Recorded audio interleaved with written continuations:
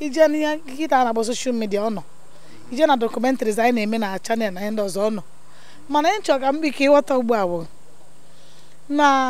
afọ anyị nọ na ya n'afọ gara aga na ọ dị ka nwaanyị afọ ime na-eme nọ na 7 months. Ihe ọ n'oge a mgbe ọ na-eme di ya nye okporo ka ọ nara ya onye ya azụ ọ nara ya, mana mgbe ọ na-abaghị 7 months di ya na-agwazi okwu n'ahịa ya eze sọkwa gị debere n'ọnọdụ a. Nwa obere oge agbaba na ebe ịzọ ndọrọ ndọrọ ọchịchị onye ọla ga-ekwutọ ihe ọ ga-eji ma ibi ya ka aka tọọ ya ka wee n'ihi na gọọmenti anyị a ana m agwa ga-edetu ya anyị ga-achị ọgụ afọ ife anyị si ndị ọzọ bịa were gịnị bụ ya?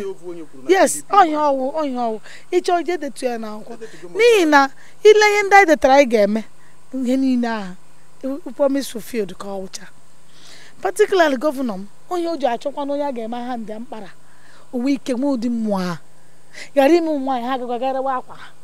dodowe dị ha n'uwe si ị ga-enyerịrị m ego nwata akwụkwọ maka wee ga-eme ọbịa na ọ sịghị ihe ahụ ị mere na ya chọọ ọkụ ya. Onye anyị ji achọ onye agbụrụ anyị onye ma ihe anyị na onye ma nke ọ na-afụ anyị so anyị eyi akpụkpọ ụkwụ a ọkwa na ihe anyị na-ekwu okwu. Ma ndị na-achọ ka ha napụ anyị akpụkpọ ụkwụ a na-achọ ka ekwuta anyị ka aka taa anyị ka ndị mmadụ wee nwe anyị na nwoke na-alụ nwaanyị ma nwata ọ ga-eme ọla ike nwaanyị ọzọ bịa na ahụ ya si ya nwaanyị na-eje n'ọwa osu na anya kpọrọ ndị be ha na ha na-anwụ n'ike ma ha na-ada akwụkwọ. Ọ bụ otu ọ dị n'ihe anyị na-eme onye ọ na-achọ o ji akọta ibia ka ọ dị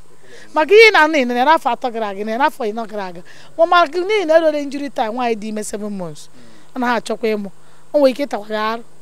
ọkwa ihe ndị so na ya so ị ga-anagidekwa ya ma ọ taa gị. A na-ekele m onye m na-eso wụ ọga nwoke tete dị mkpa 7 Traditional Prime Minister of Igbo Land ka ọ wụ ya ji ma ya na-arụ SAM His Excellency wedara researchers asị m ya daalụ ndị nne n'ihi na a na-ekwu nwoke ma nwebe onye ọ tọpụrụ ọnụ ọ sị gị chi gị chọrọ egwu ya gị gwe na onye ụlọ wụ nwa ya onye ọlụ ọbụrụ ọzọ anụkụrụ ọ ịhụnanya nwere ebe ndị Imo